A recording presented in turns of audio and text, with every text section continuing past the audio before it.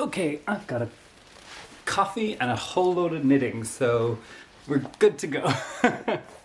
Hello there everyone, my name is Jonathan and this is Jonathan's Days, and this is my part of the internet where I share all about what I'm knitting on and what I'm crafting on and all the yarn that I have living with me currently in my house. And this is episode, I don't even know what episode it is, but I do know it's technically the year anniversary of from when I first started the podcast, which was in May, and we're now in June, and I didn't post around the time of the actual anniversary, so this is going to be the anniversary episode we're taking it as. It's been a minute since I posted, so there is a lot to get through. So I'm going to just dive right in with finished objects first, so everything that I've finished since the last episode. The first thing you'll notice is what I'm wearing. This I spoke about in the previous episode, and this is the Billie Pullover by Sari Nordland, and this is knit in La Aimée Corrie Confetti in the colour Greybow, and this is the first batch of Greybow predominantly, which I will go into in a second. And I finished this a couple of weeks ago, and it is, I knit it super fast. I was checking yesterday and I started in like the beginning of April and I finished by the 25th, 26th, so it took me just over a week. I'm just going to pull Ravelry up so I can tell you the size that I knit. I believe it was 3. Yeah, so this is size 3. Okay, so let me pop up so you can see a bit more fully. So this was my first all over cable project. I feel like I'm Wilson, but in reverse. This was my first all over cable project. It's knit top down. I really enjoyed it. I learned to cable without a cable needle. I used a cable needle for the wider cables, so the 3-stitch cables, which I think are these guys here. But otherwise, I used a cable. Didn't use a cable needle. I used the Brooklyn Tweed tutorial. I believe the Jared Flood is giving that tutorial, and I'm gonna move my glasses. I really enjoyed this entire project. I enjoyed the cables. You're only cabling every 4th row or so, so it's actually not as intimidating as I thought it would be. It was also intimidating because the pattern is full of charts, so it's like, you know, each kind of cable section has its own chart, and then it's like, you know, each row is like, okay, do this row of this chart, and this row of this chart, and this row of this chart. And when you first started out, I just was so like, oh my god, I'm never going to be able to do this. But then you like learn the cables really quickly, and then by the end I didn't need the pattern at all because I just knew the cables, I knew the rhythm, and I found it super enjoyable. So let me get up close and you can see. So there you go. So there's moss stitch like under the arms, which is pretty kind of classic with most cable jumpers. This is like the main honeycomb stitch. There's one here, there's some on the raglan increase here, and yeah, so mods, I did mod it quite a bit. So main mods were the neckline. I didn't do a folded over neckline. I don't really like folded over necklines, so I didn't do that, so it's just a normal neckline. You do pick up the neckline at the, well, I did mine kind of a bit earlier, but you do pick up the neckline and then I bound it off.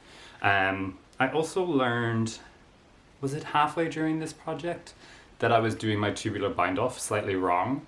I was like super confident, like I knew how to do the tubular bind off, and I was doing it wrong. I did it wrong in my entire White Mountains sweater from the previous episode, and I think I figured out on like one of the wrists and that I was doing it wrong. I mean, it still bound it off, but it just didn't look right. So I figured that out. So I think the neckline is wrong but the hem is correct on my bind off. So yeah, so no folded over neckline. I did I do one more repeat on the body? I might have done an extra repeat on the chest before I split. I believe I might have maybe one or two, just because my chest is broader than or longer than the pattern originally. The other thing that I did was I decreased the sleeves a lot more. I think I did maybe 10 rounds of decreases versus I think there's only 2 in the pattern. So in the pattern you've got like kind of more of a, it's not going to be a bell sleeve, but just kind of like a wider fitting sleeve. And I didn't really like that look. It's not the look I was going for. So I decreased the whole way down the sleeve. And I really, really like it. It's quite fitted. So quite close to the body, quite warm. Any other mods that I did? No, I think that's it. Is it twisted rib? I don't think it's twisted rib. It might have been twisted rib. If it was twisted rib, then I changed it to regular rib because I don't like twisted rib either. I'm saying all the things I don't like, but I'm absolutely obsessed with this finished object, and I'll talk about what adventures this has been on as well. So the important thing to note as well is that I used 5 skeins of the Corrie confetti, and it was one of those things similar to the White Mountains in the previous episode where a little bit into it I was like, ooh, I think I'm gonna be short, and I was short by 1 row. So if you see right down here, you can see slightly different color. So this is a slightly different color because I used the second batch of Greybow. So I got one more skein from Loop London, and I used that. I had that as a spare skein, and originally I thought about knitting everything and then knitting like all the cuffs in the other skein. But in the end I just kind of barreled ahead and hoped for the best, and so in the end all I have is like one, maybe half a row plus the bind off left, and I didn't even wind up the skein to do it. I just kind of unwrapped it and then just kind of did what I needed with just the last little remaining bit of yarn that I needed. And it's so subtle, like I notice it, and I don't think many people would really notice it. I don't think they'd be looking. There's so much going on with this piece. I don't think anyone's like really getting in with the magnifying glass. And I will talk about later when I wore it to a yarn shop and what that, like, nobody noticed at a yarn shop. And if a bunch of knitters aren't going to notice, I don't think anyone's going to notice. But yeah, but that's it. That's my Billie pullover by Sari Nordland. One more close up. The confetti. There we go. You can see the confetti. So stand it properly. So this is the second time I've worked with the like Corrie base, but this is technically the confetti base, and so it has all the little flecks and leftovers from La Bien-Aimée. And it's such a pleasure to knit with. Like the confetti base, which you'll see it later, or the Corrie base in general, I'm obsessed with. So that was already a pleasure to knit with, and it was super fun knitting with, seeing all the little neps kind of go through the little leftovers as you knit, and they were like fun. There was some really weird, like there's like occasionally like a bit of like glitter in there, like Selena, I'm assuming. So it was fun to kind of have those going as I knit.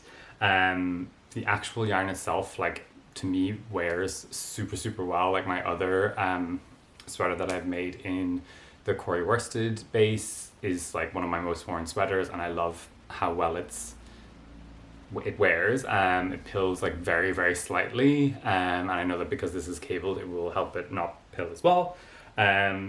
But yeah, it's wonderful. I can't recommend it enough. I think that all of the confetti bases look best with texture that's not just stockinette. Like, so the like Dustland sweater, or the Dustland, I think both the sweater, maybe the by Stephen West, the shawl was made in Corrie, the first color. I'm not sure. I have to re-jog my memory. But regardless, I think anything that's with texture and the confetti just looks so good. So I highly recommend, if you do get it, finding yourself a really nice textural pattern, because I think it shows it off really nicely. And also the actual, the yarn is like, it's not smooth, obviously, because there's loads of little neps on it. And I think if you have smooth stockinette, it shows the fact that it's not smooth. So I don't really find that in stockinette. It looks great, plain stockinette. But any texture, moss stitched cables, even reverse stockinette, garter, I think just anything kind of bumpy looks really, really cool with the Corrie Confetti. So absolutely love it. I can't wait to use my next sweater quantity of Corrie Confetti, which you saw in the last episode or the previous episode. So I'm really excited to cast on something with that. I'm so tempted by the new color, which is the mallard color. But yeah, so love. Can't rate this pattern enough. If, you know, this was my first cable project. Oh yeah, my socks. That was the last cable project I did, was the Twisty Boys socks. So that was quite a while ago, maybe even 2 years ago that I made those. Maybe when I first started the podcast was when I first started making those. So that was the last time I did a cable project. So kind of jumping right into like a fully cabled sweater was like a big step for me, but it's such a well written pattern, and Sari Nordland is like a cabling queen, so I really highly recommend it. And even though it's fully cabled, I was still able to modify it slightly to suit my body, which was great, which is what you want in a really amazing pattern. So highly recommend everything about this. Love it. Ooh, what was that? Anyway, okay, so next finished object. You haven't seen this at all as a whip. You did see the yarn in the last episode, so this was the yarn I got from Knitting for Olive recently, and I've knitted up and I've finished it. So this is my Stockholm Slipover by Petite Knit, and it is knit up in Knitting for Olive. Here we are blowing out. Knitting for Olive Merino, held with Knitting for Olive Soft Silk Mohair. There you go, that's the one. So you would have seen it in the previous episode. It's just a super plain slipover. I cast this on actually before I'd even finished the Billie pullover, I believe. And that was mainly because just I think because I was doing Billie pullover and I was doing the sock that you'll see in a second, I just wanted some plain stockinette. So I cast this on just to have something really, really plain on my needles. And I really, really enjoyed it. I enjoyed the yarn so much. So much. I think I mentioned like, ooh, will I be a mohair guy? I think I might be a mohair guy, you guys. So yeah, I really, really love it. It's like super soft without being super stringy is the wrong word, but like, you know, the bits aren't coming off in a super long way. Let me see if I can hold it up. There you go. You can kind of see. Can we talk about this drape? Like, the drape is amazing. I really wanted just like a super simple piece for summer that is like a slipover that I can wear like in the evenings when it's slightly cooler, or just in general in the UK where the weather is so stupid that you have like 4 seasons in one day. So having something like this that you can kind of throw on and it'll keep you warm but also kind of cool you down, or like not too warm, is really, really amazing. I feel like Petite Knit is one of those kind of masters of those wardrobe basic staples, and even though it's a very kind of basic, simple looking piece, it's got like really, really nice construction that was like a pleasure to knit. The written pattern is pretty well done. I will say that there's videos on Petite Knit's website that explain techniques, and they've added subtitles in English and I think a few other languages. And on the shoulder construction, which is quite cool. I don't think you're going to be able to even see how it's done, but it's really, really well done. It's with short rows. And there's a video on Petite Knit's website that explains how this is done, because it's done in the same way in a few patterns. And I highly recommend checking that out, because even in the video they kind of say like, this isn't explained well in the pattern, but you do it like this. So it's only like a 1 stitch kind of thing. but it is explained much better on the video, so I highly recommend looking up the video for that. I knit I'm checking Ravelry, I knit a size large, and I used 3 and a bit skeins of both, so I still have almost 2/3 of a skein plus 1. I got 5 skeins in total, so I have quite a bit, so it's like 3 and a bit skeins I used for the whole thing, and I really enjoyed it. What else was I going to say? The one kind of tedious part is that you do pick up and knit the neckline and the 2 shoulders, which means in a row, which what felt like in a row, I was doing like 3 rounds of picking up a lot of stitches, knitting a couple of rounds of rib, and then binding off. So it just felt like picking up stitches and binding off are 2 kind of really tedious things that you have to do as a knitter, in my opinion. I don't really enjoy them. So having to do those in a row really slowed down the project. It felt like the project was going really, really quickly, and then all of a sudden it's like, okay, now pick up 3, for the armholes, both armholes, and then the neck, and then also bind them off. And you're going to do a nice, tubular bind off because now you remember how to do it properly. So it just felt like it took quite a while and slowed down quite the fun of the initial construction of the garment, if that makes sense. So yeah, it was an interesting one. Don't know whether I'm more process or product, but I was looking forward to the product, and then the process slowed down, which was interesting. I'm turning it inside out because I wanted, maybe you can see, there you go. Can you see my rowing out? You can kind of see it. I took this off yesterday and I flipped it inside out, and then I could spot the rowing out. If you think you aren't rowing out, you will definitely notice it if you look at the garter side stitch, because the bottom of the garment is in the round and then up here isn't, and you can kind of see my rowing out really badly in that. But it seems like the mohair hides everything. So yeah, because the shoulders and stuff are knit flat, and then you combine everything in the round. The way most slipovers are, most top-down slipovers are constructed.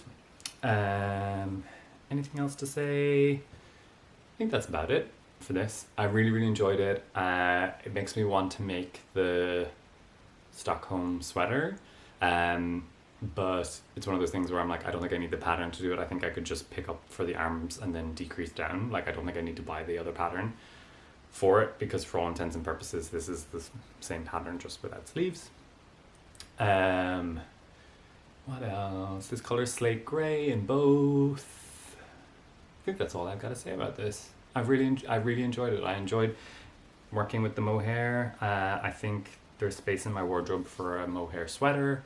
Probably only one. I don't think I want to put mohair in everything, but I like the depth of the color with this, and how it looks. It's great. I really, really enjoyed it. Highly recommend. Yeah, I think that's all I gotta say about it. Absolutely love it. Cool, moving right along. Let's keep going. I'm gonna show you a half-finished object, which must mean it's either mittens or a sock, and in this case it's a sock. This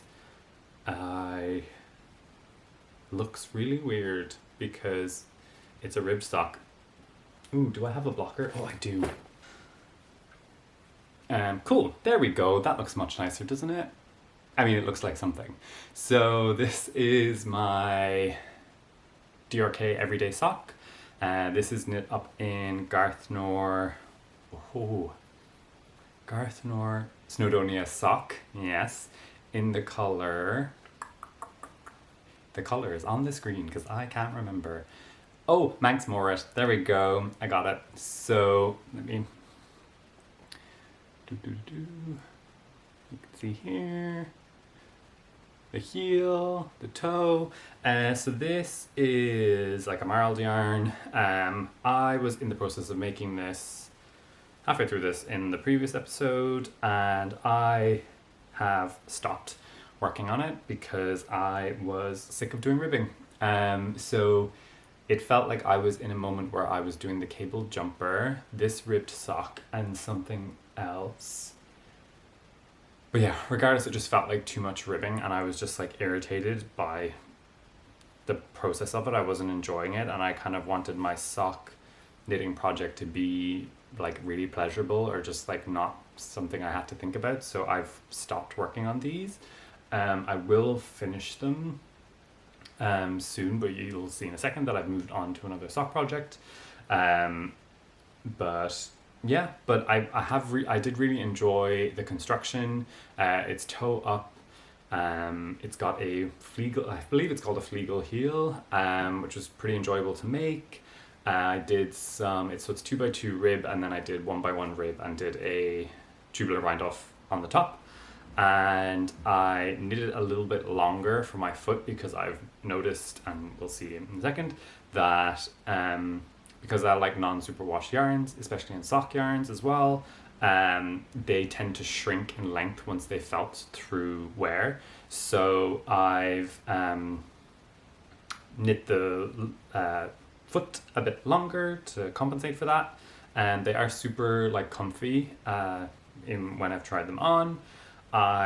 Looking at this now, I'm like, I need to be a good boy and like knit the other pair or knit the other sock, but it's gonna have to wait a while. It's not necessarily second sock syndrome, it's just not plain sock syndrome. I think I'm noticing that I love making socks. I don't think I like making socks that aren't pretty simple. Like, I think this is as complicated as I want a sock to be, because I wear my socks. They're like really a utility kind of product for me, and I like them to be kind of really portable, fun, and relaxing knit, which is why I've done what I've done with my next sock project. So yeah, but I do really enjoy the yarn. I enjoy the pattern. I'm going to finish it, I promise, and you'll be seeing it again. And, you know, probably closer when the weather turns, because with all this summery weather, you don't really need like a nice rustic ribbed sock in your life, do you? Well, you kind of always do. But regardless, it's great. Love the yarn.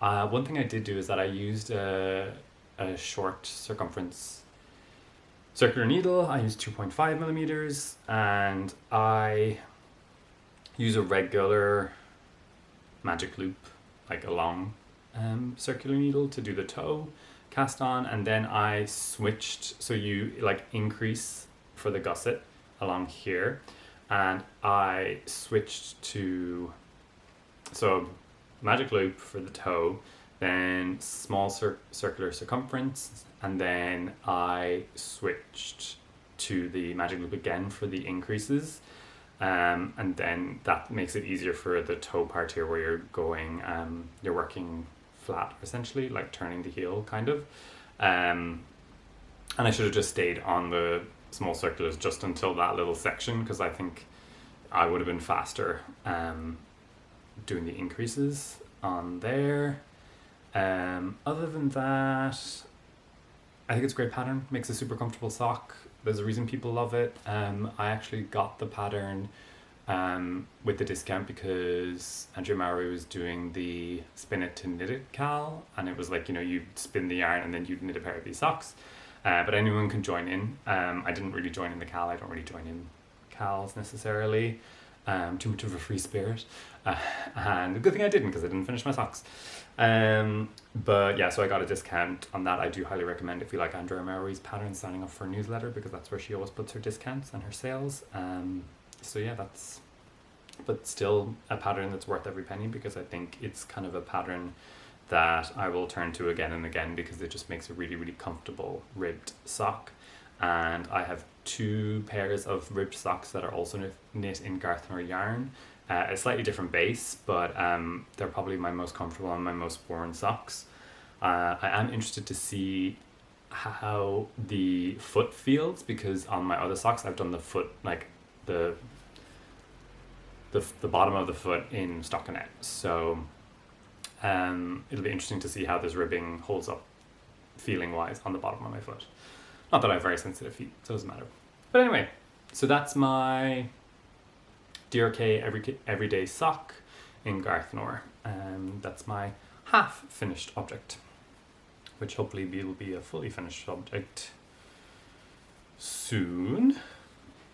I could feel that I hadn't even woven in the end there. And that's living in one of my Heidenhammer bags, one of my many Heidenhammer bags. This is the number 8, and it's perfect for sock projects or sleeves, things like that, hats. I love them.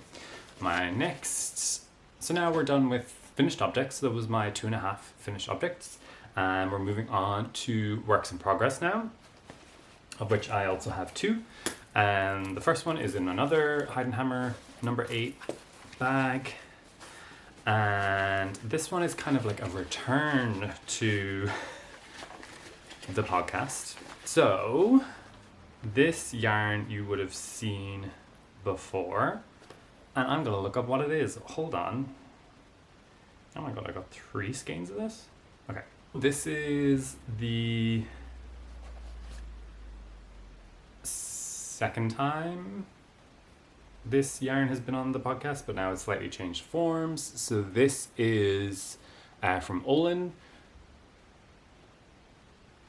There you go. This is their Shioda sock base, and it is in the color Nectar. And this is what I have so far. It is a giant sock tube that I'm knitting. If I can put it back here, you can see how long it is.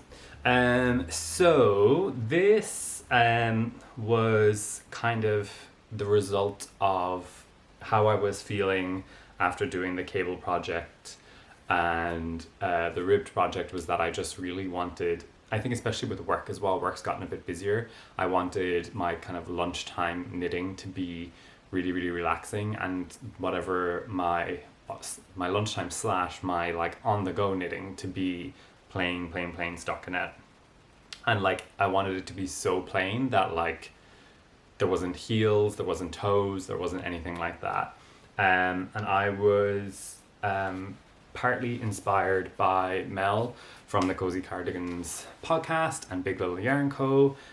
She had done this with some sock yarn that she was working through as well. Like it kind of was her train knitting because it was just super simple, plain stockinette, and I really kind of like identified with kind of wanting to have a project with that, like that. So I completely copied her, and I'm now making this super long sock tube. And I will say these are 100-gram skeins from Olann, and you'll recognize this because I did cast on another sock from the 52 Weeks of Sock book using this yarn, and the pattern I found difficult to do on such small needles, and the yarn itself, because it's non-superwash, because I was panicking so much and struggling so much, my hands were sweating and warming up the wool and literally like felting the wool on the needles as I was working this pattern. So that's why I was like, I just need to do like a plain, simple stockinette sock with this yarn. And I ripped out that bit. I only had like about the toe and a little bit of the pattern done. And I just wanted to use that up as a plain stockinette sock. And kind of on top of this, it's kind of changed my thoughts / philosophies / what I want to do with my stash, which is I want to get through my sock yarn. I have so many skeins. I don't think I mentioned this on the podcast, but I did buy some new furniture to store my stash. It's one of those like IKEA, God, they've changed the name, Kallax. So it's just the square ones, and I've got one that's like a 2 square thing with glass doors and shelves, and I put all my stash in there and it's like immediately filled it. And so I want to work through especially my sock yarn. So my goal is to kind of get through a skein of it per month for the rest of the year, and this would be month 1. Well, I'm getting the head start on June. So that would be 6 or 7, I think, pairs of socks or sock tubes essentially would be the goal. And these skeins from Olann are super generous because I'd made that toe and I believe I tossed the toe because it had kind of felted that the yarn wasn't nice, and I weighed this and I had like 120 grams of it, so it's really like chunky heavy skeins. So the reason I also wanted to make a stockinette plain sock tube is because of the speed. It means I can get through my skeins of sock yarn really quickly. And as I just mentioned about the previous socks, like socks for me, I love knitting them, but they are a utility piece for me. Like I like to wear them as socks, and I like to run around London and run around the world in my socks. So I don't knit them for them to be like really pretty pieces that sit on blockers and hang on my wall. No, they're going in my shoes, and I'm, you know, wearing them out is the plan. So by that thinking, it's good to kind of get through them like quickly. So that's where I'm at, that's where I'm going now. So I'm just kind of blasting through this. Somebody mentions like, oh, it's so long, but it's one of those things. I was even just looking at it now. So I've done ribbing, I've done like 20 rounds of ribbing, and when I get towards the end of the skein, I'll do the 20 rounds to finish it. But if I half it where it is now, even if my foot was this long, we'll say, before I put my heels and my toes in, and then so if I fold away the foot, that leaves like that much length in the leg, which isn't a lot of length in the leg at all. So it seems like it's really long, but it's not actually that long. It just seems like it when you hold it up like this, because you'd never do a sleeve this long. My boyfriend calls it my chorizo sausage, which is funny, but yeah, so that's the plan. I'm got this much. I need to weigh this actually, because I'll probably knit until I've got about 10-20 grams left, and then I'll probably use whatever's left as a heels and toe for the next sock tube that I have. And then I've picked out these minis for heels and toes. So that's the color combo. I'm gonna see how far these minis go. These were from Dye by Dells, I believe. Yeah, they just sent me a bunch of minis for Christmas. So yeah, I just grabbed these ones because I think they would match pretty well. And so these will do heels and toes. I don't know if there's enough for heels and toes in one mini skein, or if I'll need two. But again, this is the first time I'm doing this kind of like sock tube thing, so it's a nice experiment to see how I get on, how it works. There's a couple, so I've looked up a couple of tutorials on how to do like afterthought heels and toes. Crazy Sock Lady has really good videos, so they're probably the ones that I'm going to use.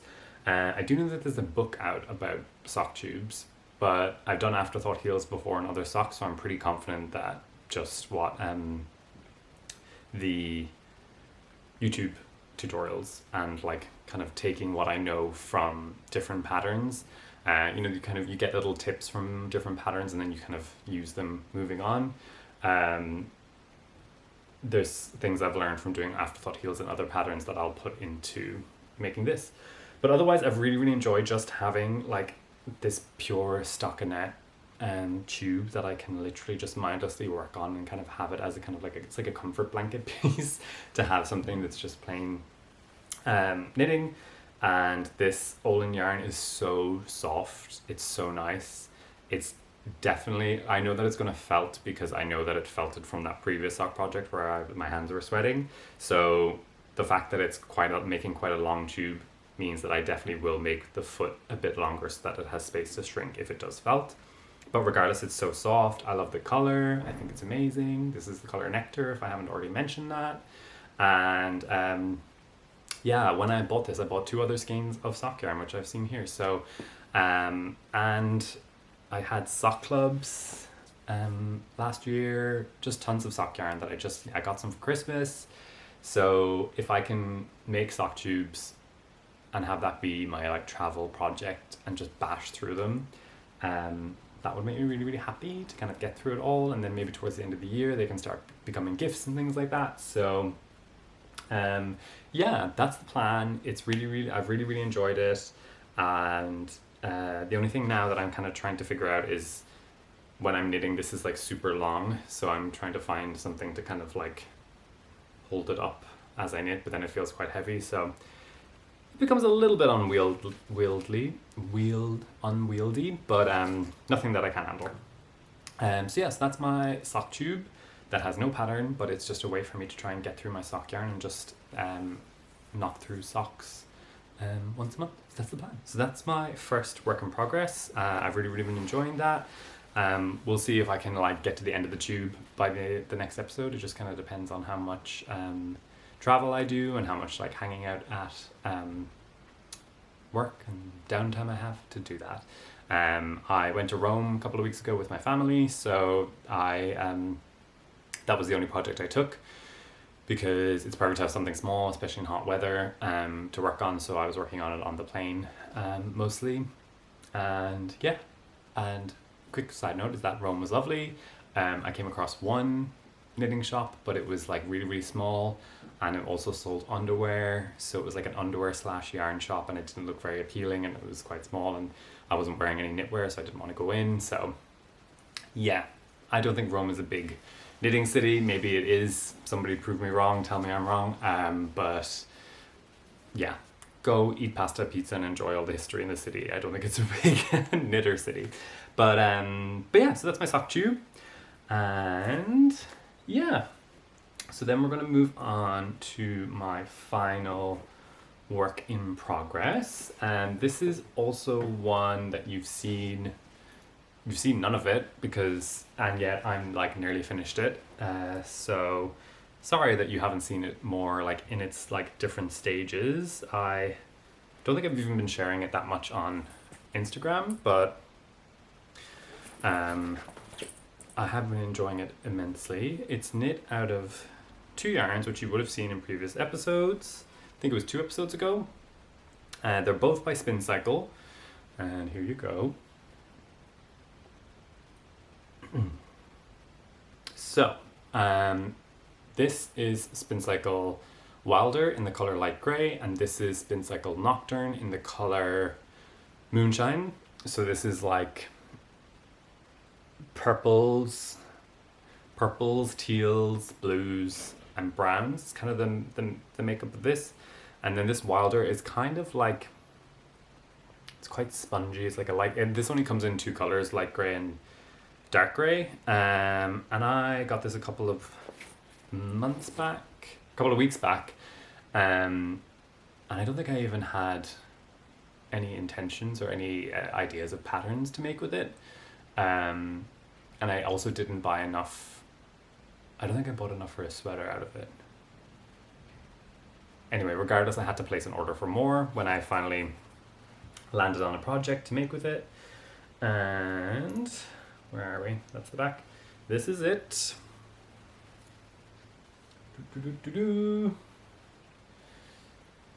Pull it up close. So, this is the Gr8 Gingham Raglan by Jessie May Designs, or Jessie Made, and I'll just hold up the sleeve so you can kind of see it a bit and you can still see me talking. So I'm currently I'm nearly finished there's 2 kind of rounds of decreases, and I'm just about to finish the first round of decreases, and then it's going to decrease a bit more rapidly, and then I'm just going to do the neck and cast off. And this was totally inspired by a friend of mine who made one that was absolutely amazing, and I immediately was like, oh my god, I have that Spincycle, that Nocturne, and that Wilder in my stash, like I could make this. And so I like cast it on. It's knit bottom up. I haven't made a bottom up since my second ever sweater. Every single sweater since then has been top down. So it was, except for the pure mesh. But this is a bit more of a traditional than that. So traditional bottom up construction, I would say. Then that. So yeah, I started with both of the sleeves and then the body, and then I joined them all together recently. I have been really enjoying it. I enjoyed the bottom up aspect because it was way more portable. I could take the sleeves with me. So the sleeves were like my lunchtime knitting at work for a little while because they were small enough to like pack with me to take to work. So I was working on the sleeves at work and then the body at home, or like the sleeves at work and at home because it was so portable. And that was really, really great because it just kind of went a bit faster, even though this has been like on my needles technically longer than any sweater that I've done in the past couple of years. But that's kind of because I was working on it concurrently with the Stockholm Slipover. And so it's been on my needles for quite a while in Jonathan terms. But regardless, it's been super, super fun. It is also, it's okay that it's been on my needles for so long because it is an all over colorwork project. Like this is all stranded colorwork. So of course it's going to take ages because my other stranded colorwork pieces have just been a yoke. So you do the yoke, which does take some time, but then you're just doing stockinette for the rest of it. So it moves so quickly, but every single piece of this is done stranded. So let me get up a bit closer. It is looking pretty great on camera and I'm pretty freaking thrilled with it. You can see the color change from the kind of browns to the blues to the lilac purples and through. I'm trying not to knock stitches off. It's nice that it's kind of at a moment where it kind of does look like a actual garment. I know you'll probably notice with bottom up pieces that and it's one of the things that I don't enjoy about bottom up pieces is that you can't really try it on as you go.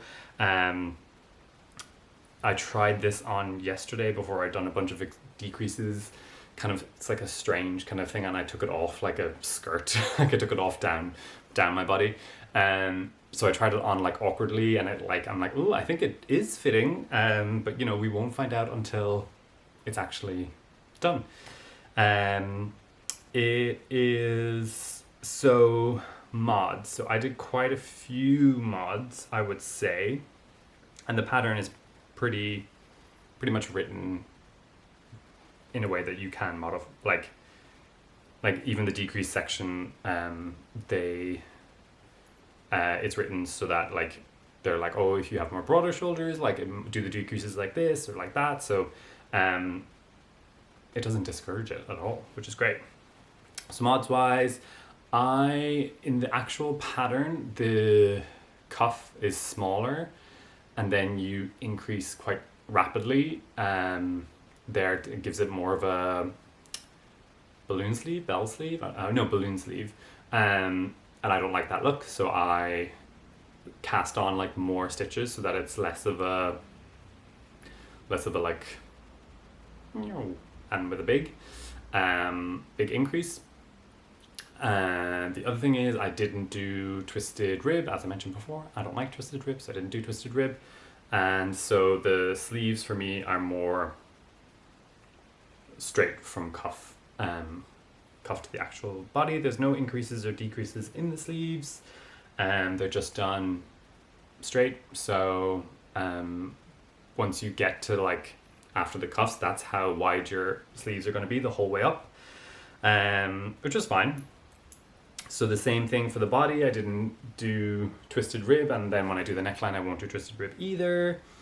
I did the option of for the decreases, if you have the pattern, I swapped them, which is something that is recommended in the pattern. If you have broader shoulders, she says to swap the rate of decreases from one to the other. So I've taken that option. I knit more length. It's in, I think, there's plenty of options. So it gives you options for like cropped like length and short sleeves. And it's one of those kind of things for me, like with knitting, length is one of the easiest things to change. So I did that for the body. So I did 10 repeats of the colorwork chart. on the body, which is about 40 centimeters. And because the reason why I was less intimidated by doing this bottom up, if I haven't done bottom up for a while, was because I've done so many sweaters now. I do know what my measurements that I like are. I've taken my favorite fitting sweaters and probably my most generous fitting sweaters, and I've drawn a schematic of like my ideal, and I use that when I'm looking at any pattern to kind of decide, okay, first of all, does the schematic match mine, or is there a size within the schematic that matches my size? And if not, is it in places where I can make changes quite easily, like length? So I've done that with this, that I know that my ideal body length is like 43, 45 centimeters. And I know my arm length as well, like what's the ideal from cuff to underarm. So it made choosing the size and altering the size a lot easier for me. And I'm going to tell you what the size I'm doing is, even though I've done all these changes. So for me, the size really correlates to the amount of stitches I've cast on the body and on the sleeves. So this is a size M that I'm knitting, which I think is the 4th size. It's the 3rd or 4th size, is technically what I'm doing. So I'm knitting the M with more length than the pattern has, and the decreases in the body are for broader shoulders. And then neckline, I'm going to add short rows. There's no short rows in the pattern, which I get it because of the colorwork pattern. So I'm going to put them into the ribbing at the back of the neck. So I'm going to have to do some maths and figure that out, but I'm going to use one of the patterns I've done before, the Beau Saron, which has 1x1 ribbing and then short rows in the ribbing. And so I'm going to reverse the instructions because it's a top down and this is a bottom up, but I'm going to use, hopefully there'll be a stitch count in the neckline that matches, so I can use them and kind of flip them and do that. The actual process of the short rows I don't find too difficult. It's just kind of like what would be good counts for that, because obviously in 1x1 rib you want to do your German short row on a knit rather than a purl, I believe. Regardless, I'm putting short rows in the neckline just to bring the back neckline up because there are no short rows in it. And yeah, and then I won't do twisted rib on the neck. I'll do regular rib and then bind off. And yeah, we're nearly there. We're so nearly there. And I'm really enjoying it. I love the colors.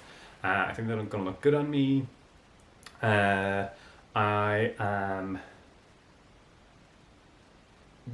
going to end up using 5 skeins of the Wilder and I think 4 skeins of the Nocturne, which is pretty good because I picked up some other skeins of Nocturne to make a shifty, the shift cowl, but I'll show you that later. But I've enjoyed using it a lot. What else can I say about this? I don't think there's anything else to say. I'm just really enjoying it and I just can't wait to have it done. I can't wait to wear it. It's one of those things with bottom up, like with top down, like you really get to try it on at every sense so you kind of know what it looks like. I love taking a photo of myself like with an arm behind my back when I still have one sleeve left to go because it looks like, oh look, it's nearly done. Like you can really visualize it. Whereas with this, it's not going to really happen until you get to the neckline. Like I'd say once I get to the neckline, I can try it on. But before that, it's kind of like a mystery. But I have enjoyed the process. It's definitely not scared me away from doing bottom-up garments in the future. So that's been really great.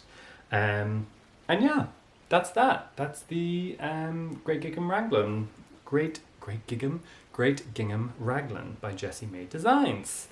Okay, so I have a lot of acquisitions and like story time, I guess, to show you. So I'm going to blaze through acquisitions pretty quickly because I think we're already getting along with time.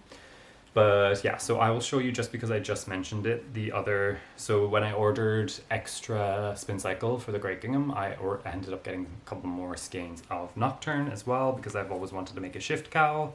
I get Nocturne because it's non-superwash, and the Wilder as well that I use in the Gr8 Gingham, they're both non-superwash, so that's why I like it. And I also kind of like the Nocturne because it's dyed on like a grey base, and I like kind of that whole moody color scheme. So this is my last skein of Moonshine that I've already got caked up ready to go, but I don't think I'm going to use it. And I got 2 other skeins of Nocturne because I had a feeling I would have left over. And I got the colors Night Watch and Thin Ice.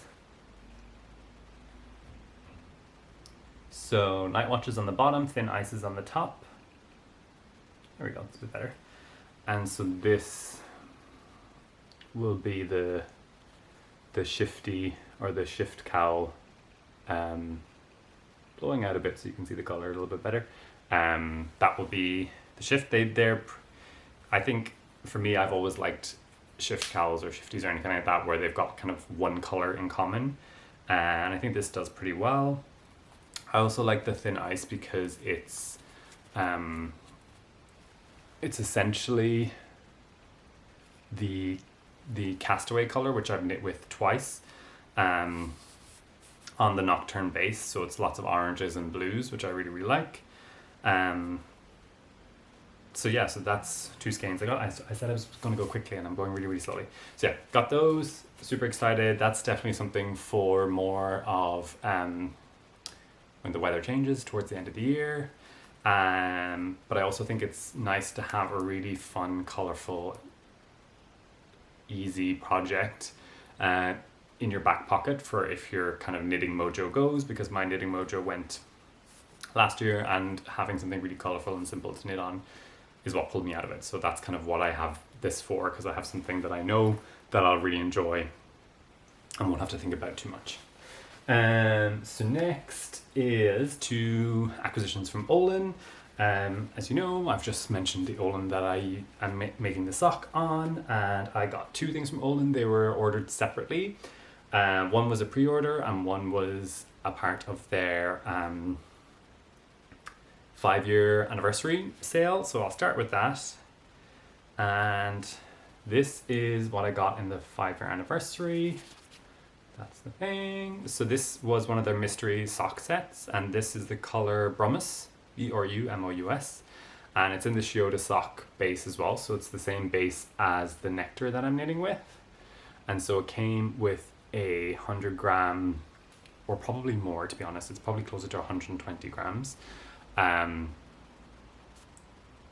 Full skein, and then 2 mini skeins, which just look amazing. So, and this was also kind of something that pushed me as well to start doing this sock chew project, because I have these and like loads of other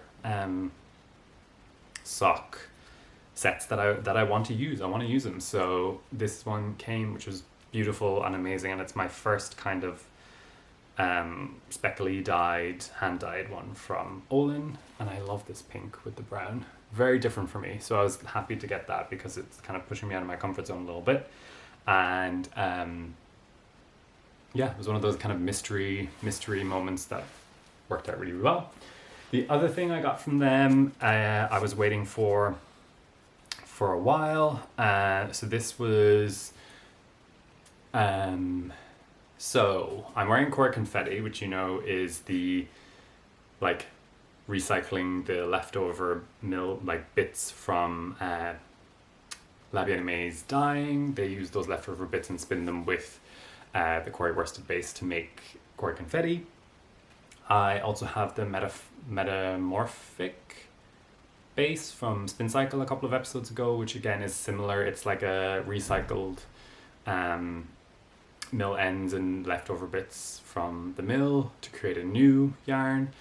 And I really, really love, that's the second one I've got. So now I've got another one. This is Olann's foray in that kind of like recycled idea behind yarns, which I really, really love. I really, really love supporting these kinds of bases that really are yarn dyers and mill owners who use creative ways to make their waste into something amazing and special.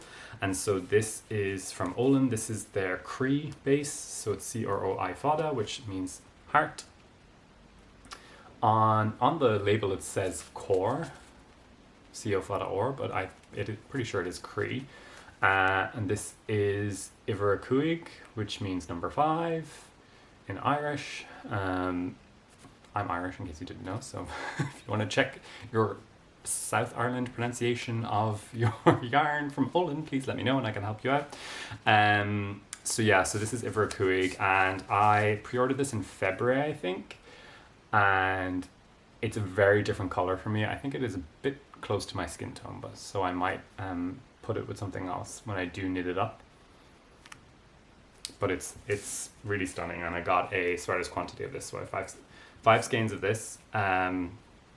So I might put it with something else. So yeah, so this is half, I believe it's half mill ends or like leftovers, and then half new yarn. But it's really, really beautiful. It's like pinks, peaches, orange. Really, really happy with it. So excited to knit with that. Then, okay, acquisition. So let's talk more La Bien Aimée. Since the last episode, Aimée from La Bien Aimée visited Loop in London, and I went there with my friend Kieran, who works at Walcott Yarns, and we went there for the day because Aimée was there hanging out for the day, and she was signing copies of her book Worsted, which I have here. So we went along, and I got her to sign my book, which was fantastic, and meet her and hang out with her and Julia, who also works at La Bien Aimée. I wore this sweater, which went down a treat, and I had lots of strangers asking me if they could touch my sweater and complimenting me and complimenting my sweater, which was like super, super nice. And yes, I was rushing to probably finish it so I could wear it. But yeah, so that was a wonderful, wonderful day. Spent like half the day at Loop hanging out. I also wore my yesteryear's sweater there, so I did like a costume change. We went and got a coffee and I changed into my other sweater, because if there was ever a time to show off, was that not the day, you know? Like, Aimée is there, it's the day to show off like how much you love their yarn and how much you appreciate their art, so of course I was going to wear it.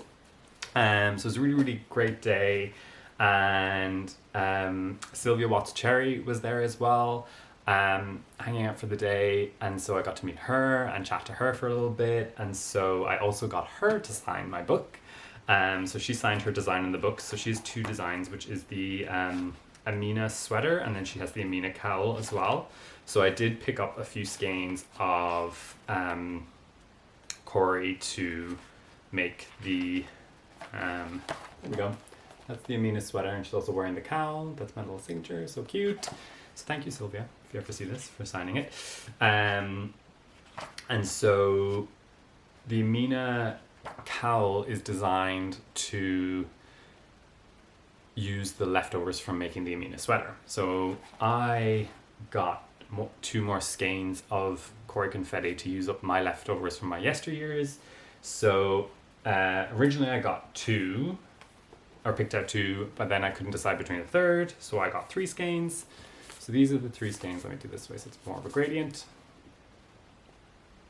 Get it to blow out a little bit. So I got these 3 skeins. I love the Corrie worsted base. You've already heard me bang on about it a lot this episode, and so I was happy to, even though I couldn't decide on 2, I was like, well, I'll get another one because I will use it. There's no worry of that. So this color is Hegelia, which I love. This one I would probably be happy with the sweater's quantity, and I think it would look really nice on my skin. Then this is Marinière Bleu, which is a super nice blue. And then finally Winterfell, which will probably be difficult to get to show off. It probably will look better when I import this, but yeah, so it's a deep like navy blue, super nice. And then my yesteryears, it's over there, but I'm not going to stand up for it, is like an orange. So it's the orange and grey. So it's Payne's grey is the grey, and the orange is Rust, I believe is the one. So yeah, so it'll be one of these 2 colors plus my leftovers from that. One of my goals from this year is to do Intarsia for the first time, give Intarsia a go. and Sylvia is like an intarsia queen, so I thought that picking up something to make the Amino cowl would be wonderful. So that's definitely on my to-do list. And Sylvia was wonderful, great to chat to her. And so the other bits I picked up as well was I picked up a sweater's quantity of this Corrie worsted as well. So this is in the color French Grey, which is, are these different dye-lots? They look slightly different. They look fine in person, they look different on the camera. I love this grey. I really, really wanted a plain grey sweater. Because I think everyone needs like just a plain grey sweater, and I thought this was the perfect like plain grey sweatshirt colored grey. And because I love how well the Corrie worsted wears and how comfortable it is, I thought it was like the perfect base to make that in. So I've got 5 skeins of this, and then on my way out I literally got this separately because I couldn't resist it, which is the Fluro Morganite color, which to me, apart from Yellow Brick Road by La Aimée, it's like their yellow. I feel like this is their other like signature color. And then like I put them together and like, don't they kick ass together? So I kind of have an idea bubbling for these two. It might just be some like a simple striped jumper. Maybe I'll come up with something myself, but I've just been really, really inspired by these two colors together. So yes, so that's Corrie worsted, which I love. I love knitting with this. And you know, meeting Aimée, she was just so wonderful and kind, and we had a laugh all day long, and just kind of, it was one of those things of like, you admire someone's art and someone's talent, then you meet them in person, they're wonderful and kind. It just makes you glad that you don't regret spending money on them and supporting them when they're so kind and full of joy. So it was really, really fun to do that. And meet other knitters in the day, chat to other knitters, have other knitters like compliment what I was wearing. Was really, really nice. And hopefully I made some sales off my modeling. So that was the day at Loop.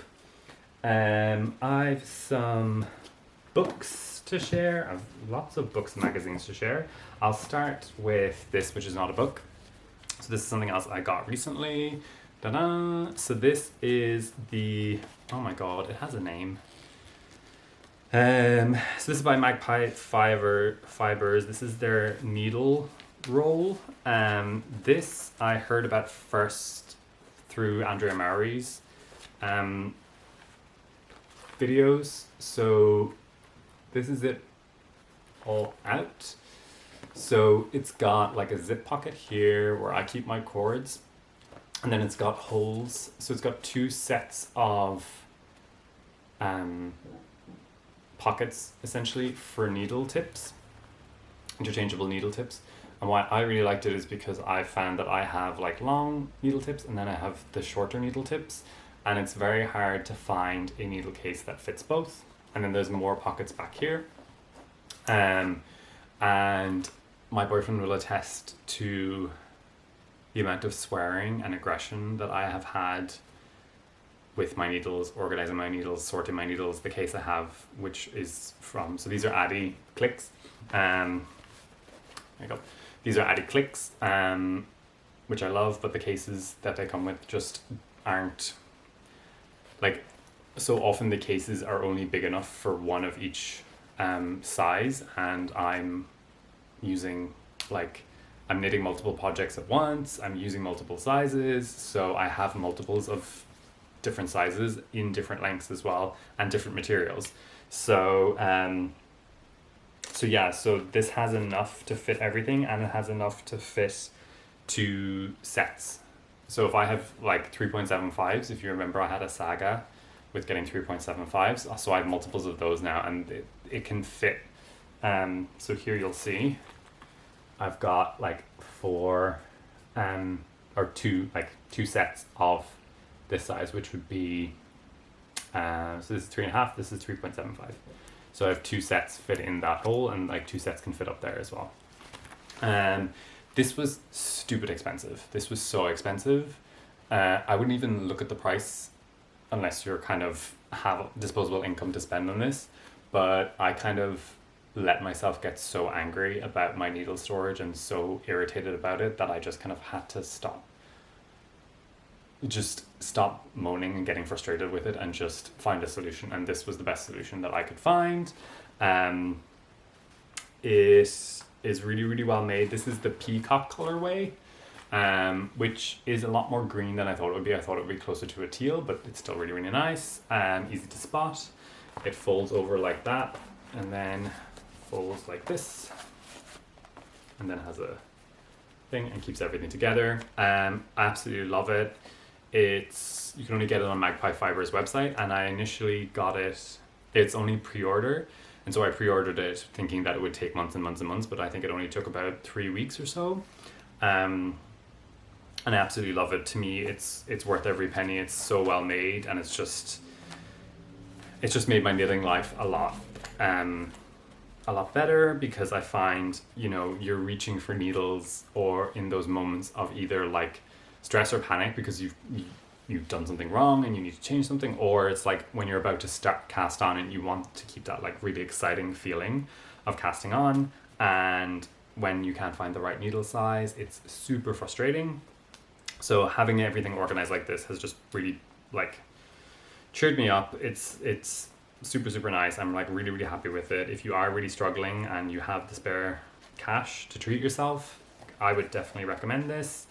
It's absolutely wonderful. And it was pretty quick, and there was not problems, there was like delays with my delivery because obviously it's coming from America, but the customer service at Magpie Fibers were super snappy, super understanding, super honest and super communicative with me when I reached out to them, because it was taking a little bit long and I was worried it was lost. But it's called the Maker's Roll, I think is what it's called. Anyway, but yeah, so shout out to their customer service as well. It was absolutely fantastic, and I can't recommend this enough. I know this is something I'm going to have for the rest of my knitting life, and it will live on because it's so well made. So I just wanted to shout out and share about that. Final thing is books and magazines. I've gotten quite a few. First one I've got is the Knitter's Book of Yarn. This is by Clara Parks.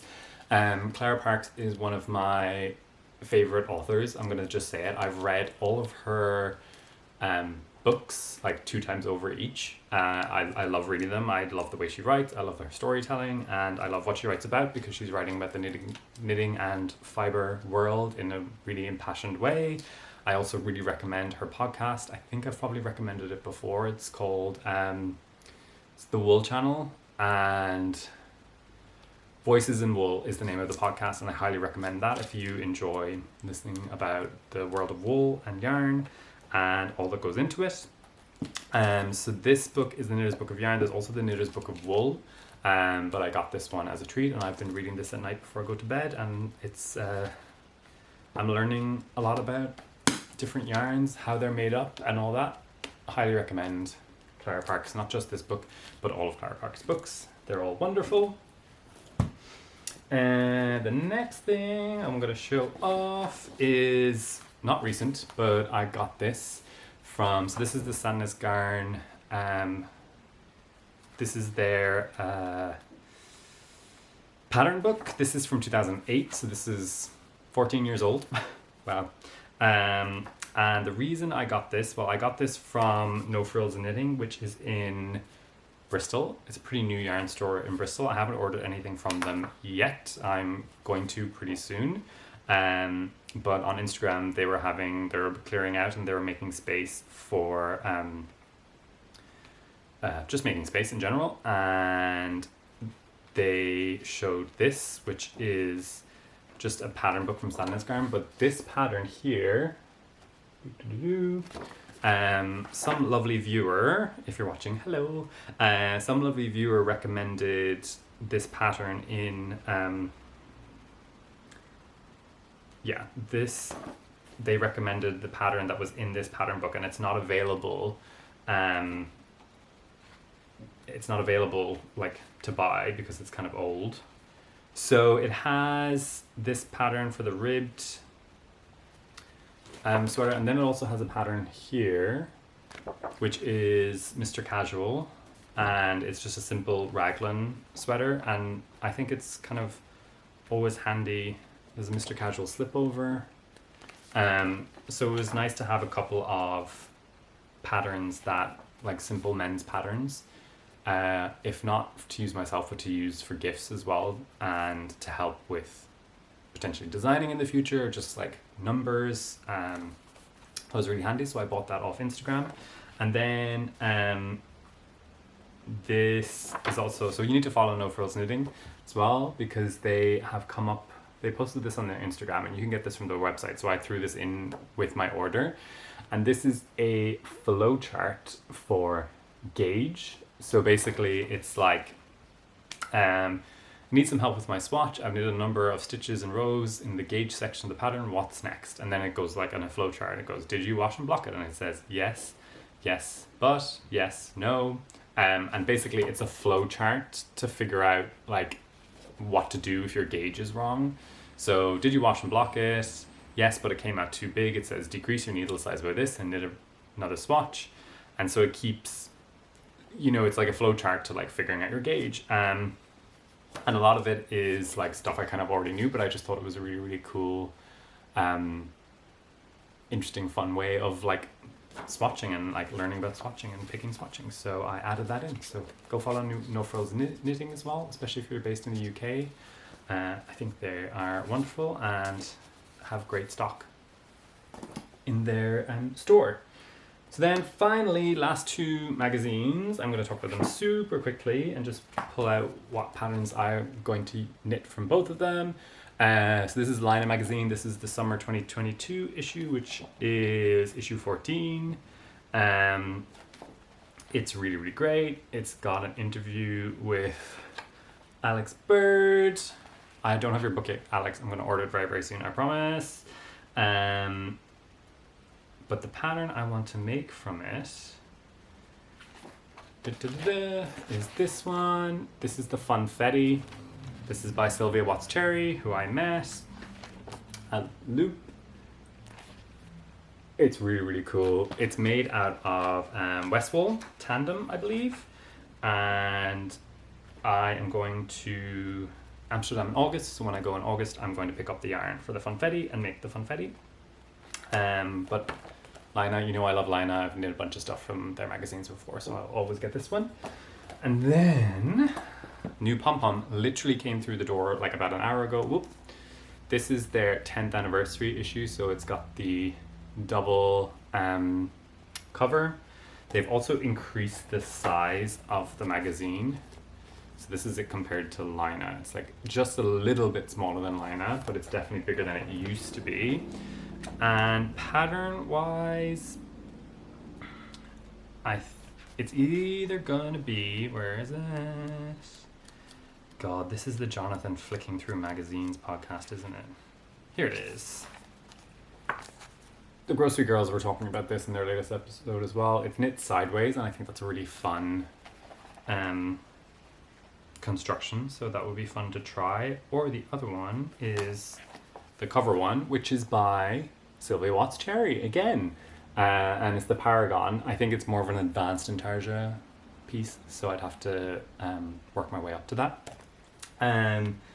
But yeah, can we talk about Sylvia Watts Cherry like killing it? I said this to her in person. I was like, you're in Pom Pom, you're in the worsted book, you're in the latest issue of Lina, you're in the latest issue of every knitting magazine right now. You are just killing it. And she was so sweet and so humble about it all, but we should celebrate how awesome she is.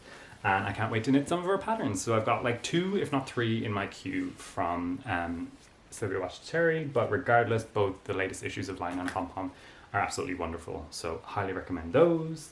And I think that's about it, guys. I will be back sooner rather than later, I promise. I'm excited about what I've got going at the moment, and I'm excited to keep on knitting. Also one other thing I had to shout out. I did bring my worsted book, and I got Max to sign it because Max was in London. So he signed my book too, and my card was full, so I got cut off. But yes, so Max signed my book, and that means I've got Aimée and 2 designers from the book, so I think I want to collect autographs from all the amazing designers in here. Wouldn't that be fantastic? So yeah, going to Amsterdam in August, so maybe I can collect 1 or 2 more when I'm there and meet some amazingly talented people. So yeah, that's it, guys. It was a lot, and it was also a long time since I posted, so yeah, please let me know how you're getting on. Drop me a comment down below. I'd love to hear how you are, how your summer is going. Are you working on any summer knits? I think next episode I'm going to definitely have a lot about summer knits, because not only have I ordered some yarn for some summer knits, I'm going to go get more yarn for summer knits tomorrow, because I've also been doing a little bit of sewing, so I might talk about that in the next episode. So please tell me what you're up to. If you've made it this far and you're not subscribed, I think you probably should be, because if you can listen to me talk for this long, then you can listen to me talk forever. So if you want to hear and always be updated, please do subscribe, and yeah, give me a little like if you liked my ramblings, if you liked my yarn, and if you didn't like it, then you can also hit the like button, because kindness is free and it makes you feel good to be kind and nice and give people a thumbs up. So I hope you enjoyed. I hope you knit something fun. I hope you have fun knitting projects on the way, and thank you to everyone who's joined in and watched and subscribed over the last year. I started this podcast because I was really, really lonely and had no one to talk to about my knitting, and a year later, not only do I have lots of real life friends that I can talk to about knitting, I also have all of this amazing community that you know, have come from this. So thank you so much from the bottom of my heart for making me feel less lonely and feel like I've got knitting friends out there in the internet world. So yeah, nothing but gratitude for all of that. So thank you so much, guys. Please look after yourselves. Have some fun in the sun or some fun in the snow if you're in the southern hemisphere, and take care of yourselves, and I'll talk to you very, very soon. Bye.